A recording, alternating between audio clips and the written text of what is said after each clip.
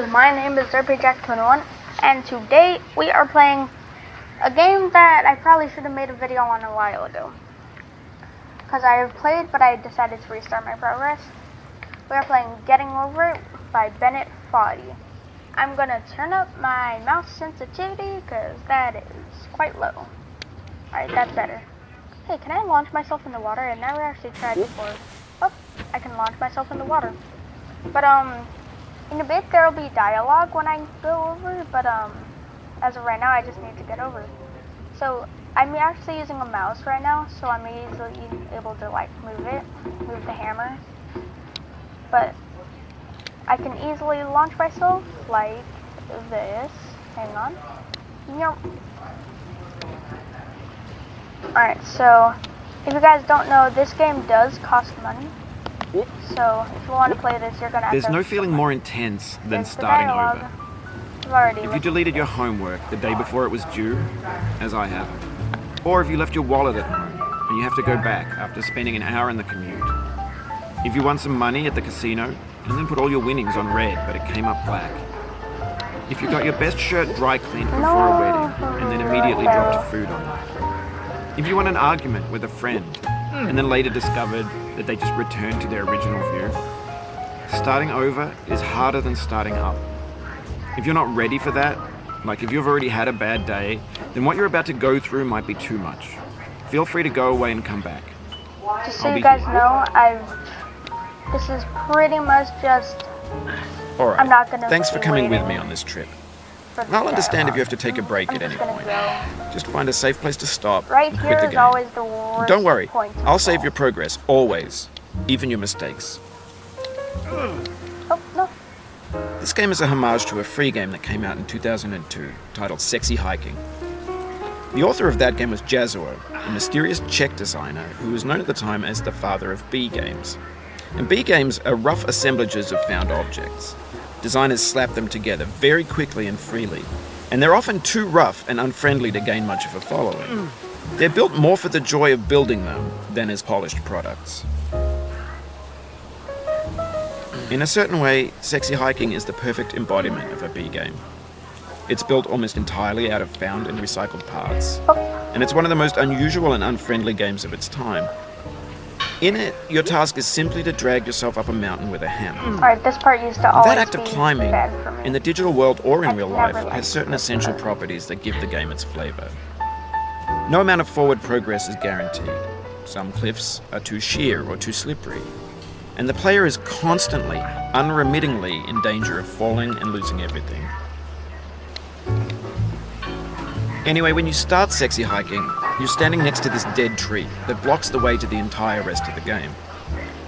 It might take you an hour to get over that tree, and a lot of people never got past it. You prod and you poke at it, exploring the limits of your reach and your strength, trying to find a way up and over. And there's a sense of truth in that lack of compromise. Most obstacles in video game worlds are fake. You can be completely confident in your ability to get through them once you have the correct method or the correct equipment or just by spending enough time. In that sense, every pixelated obstacle in Sexy Hiking is real. The obstacles in Sexy Hiking are unyielding, and that makes the game uniquely frustrating. But I'm not sure Jazuo intended to make a frustrating game. The frustration is just essential to the act of climbing, and it's authentic to the process of building a game about climbing. A funny thing happened to me as I was building this mountain. I'd have an idea for a new obstacle, and I'd build it, test it, and it would usually turn out to be unreasonably hard. But I couldn't bring myself to make it easier. It already felt like my inability to get past the new obstacle was my fault as a player rather than as a builder. Imaginary mountains build themselves from our efforts to climb them, and it's our repeated attempts to reach the summit that turns those mountains into something real. When you're building a video game world, you're building with ideas, and that can be like working with quickset cement. You mold your ideas into a certain shape that can be played with, and in the process of playing with them, they begin to harden and set until they're immutable, like rock. And at that point, you can't change the world. Not without breaking it into pieces and starting fresh with new ideas. Alright, I think the dialogue's over. Yeah, because I had gotten so much progress while he was talking, he had to load up many different dialogues at once, so he kept talking. Would have talked way less at different intervals, but as you guys can see, this part right here is always struggled for me. If any of you guys have ever played this game and you know how to beat this part easily, please tell me how to easily beat it. I always end up falling and having to do this again, but I know that the lanterns are a thing you can use to get up, but the problem is it's quite hard for me to actually get to the lantern. Now you might be thinking, why don't I just stand on this rock right here and like just put my hammer over it to actually be able to just grip onto the top of the lantern. Well, first of all, the rock here is actually kind of hard to get onto. And second of all, if I'm correct, just reaching over and putting yourself on the lantern is not possible. You like barely, you can't. Well, you can almost do it, but nope. Alright, that's always been the strategy I've been using. Trying to slowly get myself up that wall, and then when I think I have enough height, I quickly try to switch. Alright. Try to pull myself up. No.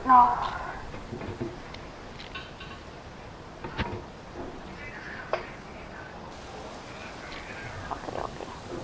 Alright. Okay. No.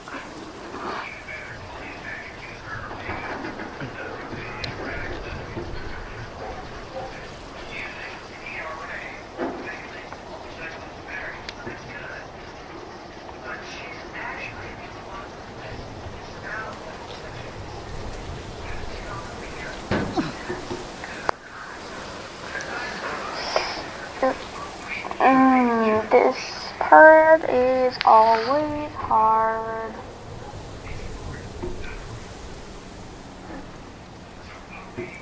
Alright, so if I stop pushing myself upwards, I'm gonna fall. So that's it. No, you have to get the perfect timing to quickly just move. And I can't quickly do that because, yeah.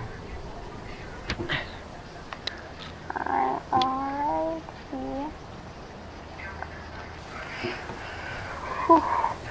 Alright, back on the... Oh wait, is that a easier way to get on the rock? Kinda. Oh.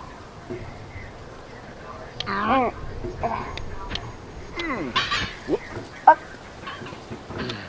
Just, oh god. What have I done? Oh.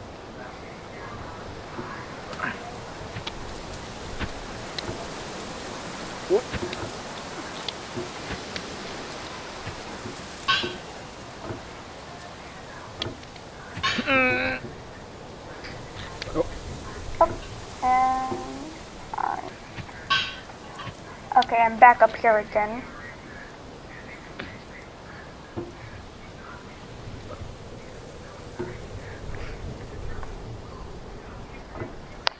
There's a moth.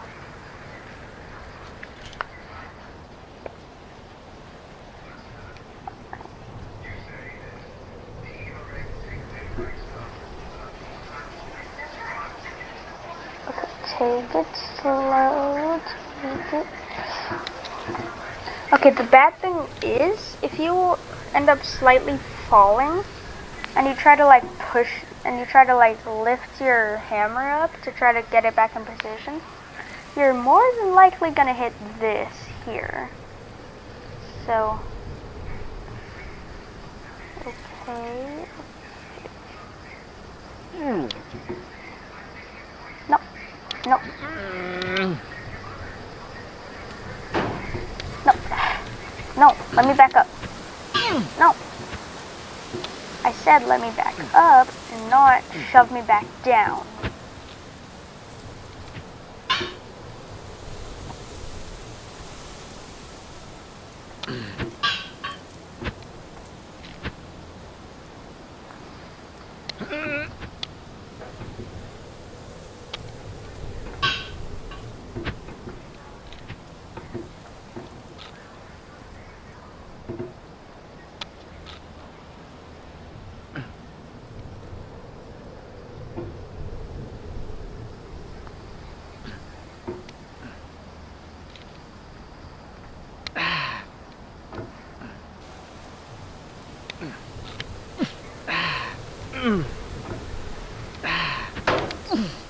Alright, back on the rock.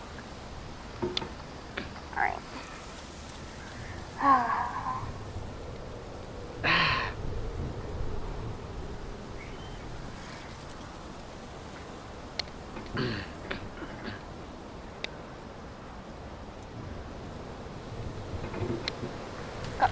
My problem is I always try to take it way too slow. So by the time I swing my thing, I move down right before I actually try to swing my thing.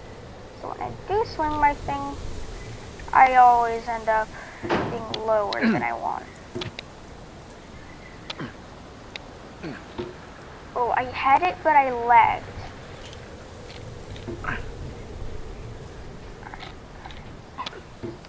Okay, hang on. I'm gonna try something I've tried before, but it doesn't really work. I don't think it works, but it might work. If I can actually get on the rock. You've done this part before. You know it's possible. Just do what you did the first time. Yeah.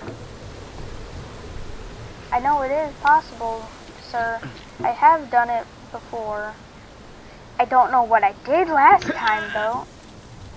Oh. Okay, then.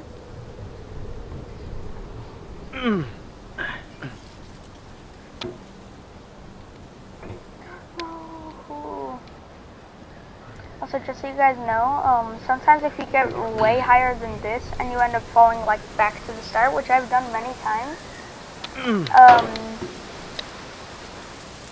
it's a nice refreshing song will end up playing.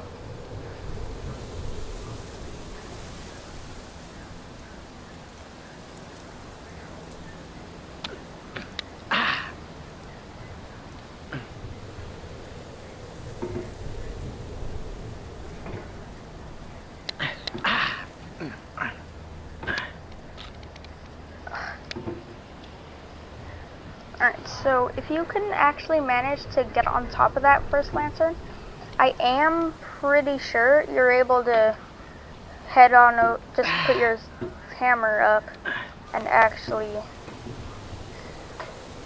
just grab the other lantern.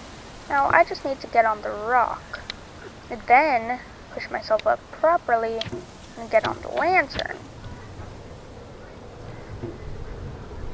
Alright, now I need to push myself up enough to get on the lantern. Alright, here's where I don't like. Alright, so you gotta get yourself close to the hammer. Okay, you know what? Just ignore everything I said and just yeet myself up. Come on.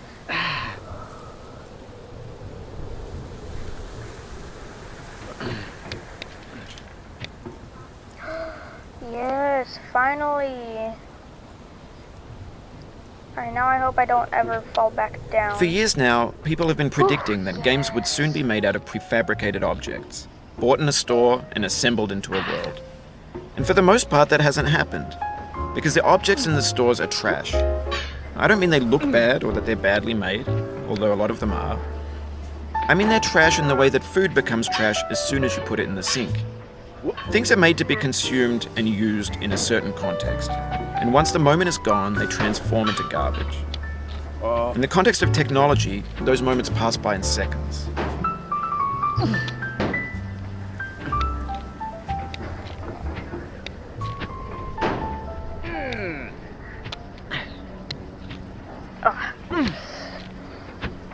so I've done this part right here many times before. You are able to just straight up yeet yourself up a ton and quickly be able to just hit up. But sometimes you get irregular spots like hitting the very center or something, and it forces you to head it back down. Oh.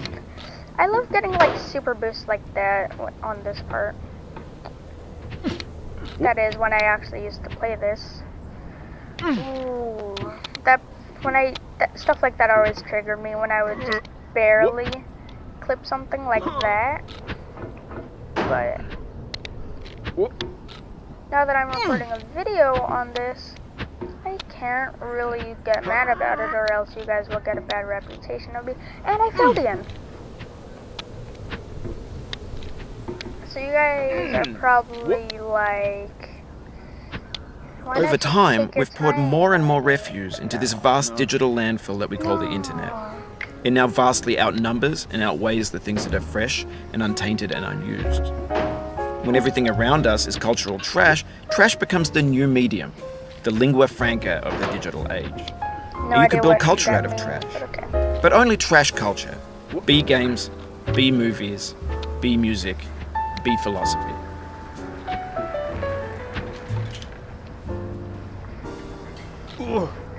Alright, so for when I head back up there, I'll explain to you guys what you have to do there.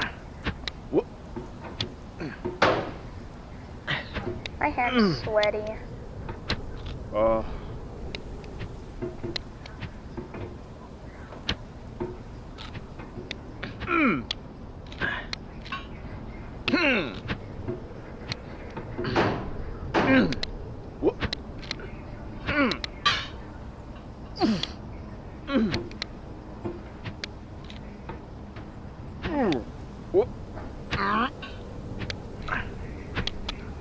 Alright, so this part I have to quickly get myself.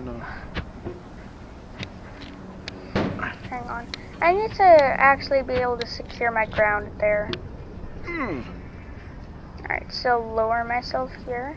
Alright, so now I had to hook onto this and make sure I don't fall. If I can just... Alright.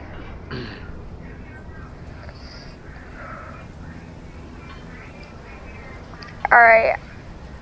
So for now, I can't actually fall. Because you just have to swing. Maybe this is what digital culture is. A monstrous mountain of trash, the ash heap of creativity's fountain. A landfill with everything we ever thought of in it. Grand, infinite, and unsorted.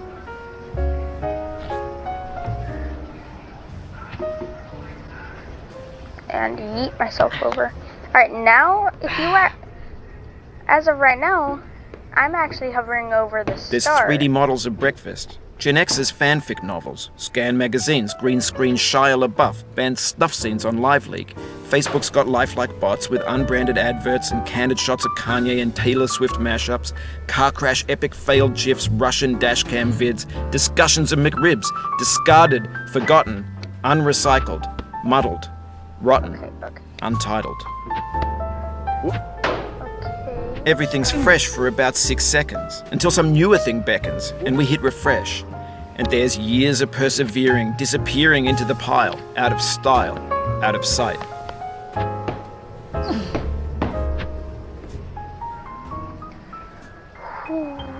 Alright, so this part I don't really like, because you have to properly launch yourself. In this context, it's tempting to make friendly content that's gentle, that lets you churn through it but not earn it. Why make something demanding if it just gets piled up in the landfill, filed in with the bland things? Okay. My question is, how are boxes like this floating? They're just floating there. Okay.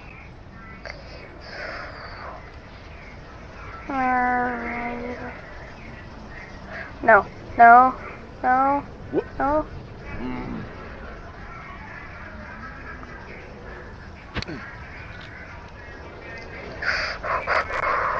Okay. Oh no. No, no, no, no. Oh. No. Nope, nope, nope, no. No.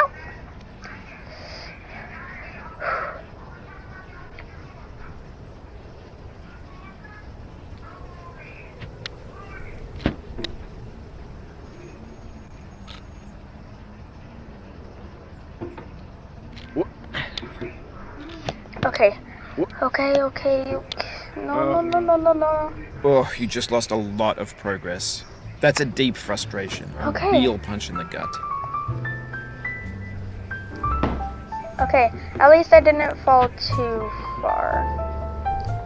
I can simply... Also, if I fall down there, there's a little spot down there. Right here, if I were to fall, yeah, there's a little spot where I could just grab on.